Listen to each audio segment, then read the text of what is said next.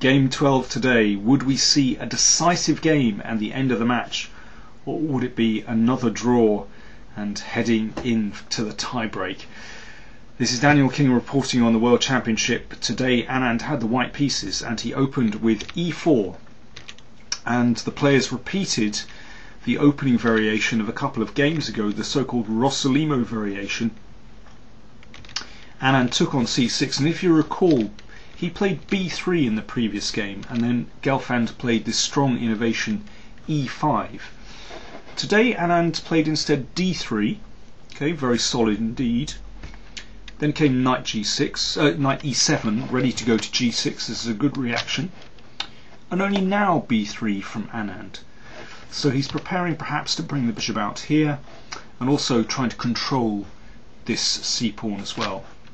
So d6 from Gelfand. Now, of course, the idea is that after bishop b2, you can simply block out this bishop, and this is a very healthy pawn structure indeed. And then knight g6. But Anand cut across him, of course. After d6 he played e5, and the point of this is to undermine the support for the pawn on c5. So after this exchange of pawns, black is going to get isolated pawns here. Gelfand played knight g6.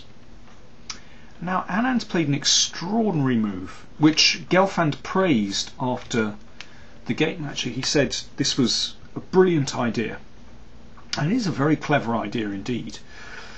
Of course, white could have taken on d6, and then bishop d6 is possible. Queen f6 is also possible. That's something else. But here, black starts to roll his kingside pawns forward, freeze this bishop, maybe coming out here.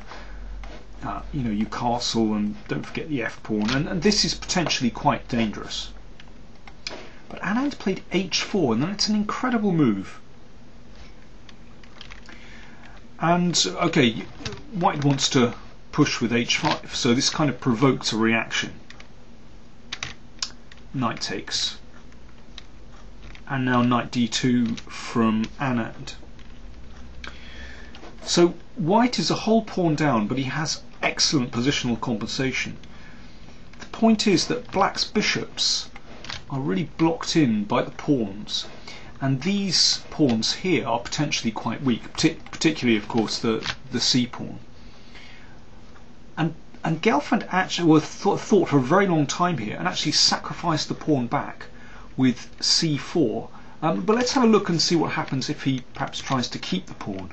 Well, queen d4 is an interesting idea, to make the rook move, and that means white can't castle on the queen side. So let's look at a typical variation, what might happen.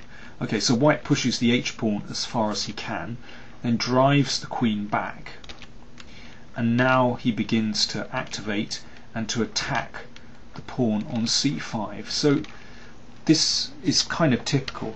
So you can see that white is able to direct his pieces against that c-pawn very easily. In the meantime, look at that bishop on c8. It's a dreadful piece. And black's problem is that if he ever tries to play f5, then that severely weakens the pawn on e5.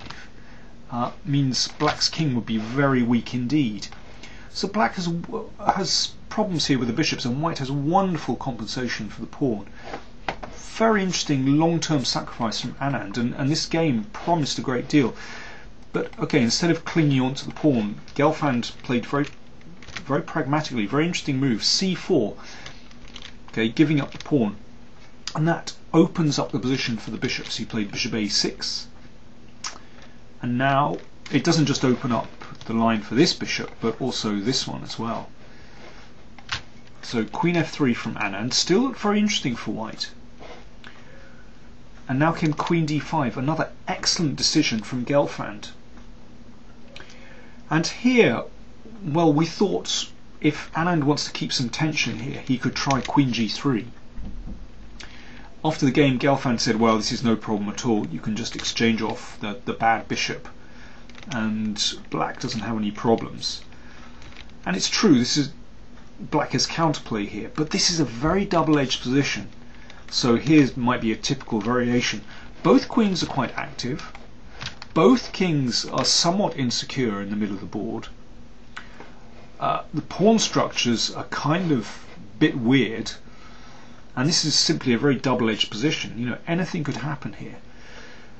And I just thought it was interesting and perhaps revealing that Anand declined to go in for this very sharp variation, and instead simply chose to exchange queens. And although he wins this pawn on e5, and even Anand said after the game he wasn't entirely happy about taking this pawn, but basically this is a safe way to play, and white's pawn up.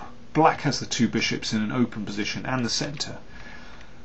It's roughly level. Black can even inject some life into the position by closing it and then maybe trying to attack on the king side. That's very double-edged. I mean, that could turn against black, but if black wants to play for a win, that's possible. Instead, Gelfand plays solidly, just brought the bishop back, and Anand simplified. So still a pawn up, but against these two bishops, and of course this idea to break up the pawns, making white's pawns really not great. There's not a lot going on here. And Anand, after bishop takes bishop, actually offered a draw which was accepted by Gelfand. A disappointing end because, okay, although this position might be equal, it's not drawn. What could happen? If white wants to play solidly, you could play very passively with knight e1 and sit there and a pawn up, but okay, very soon these pawns are going to be split up. Black is fine. Or white could play knight d2, play a little bit more actively, and activate this knight and double the rooks. Now it's level material, but white is not worse. The rook is very strong on the 7th rank. The position is about equal. But disappointing that they didn't play it on. You know, that's my only quibble with the rules of this championship. I think they should have played the Sophia rules, which meant that you're not allowed to offer draws, and that meant they would have to play the games out.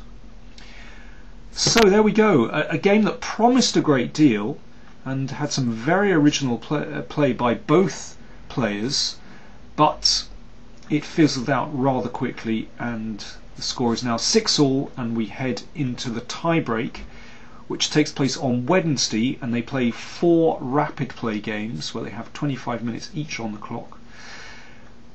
And if it's still a draw after those 4 games, then they play a pair of blitz games.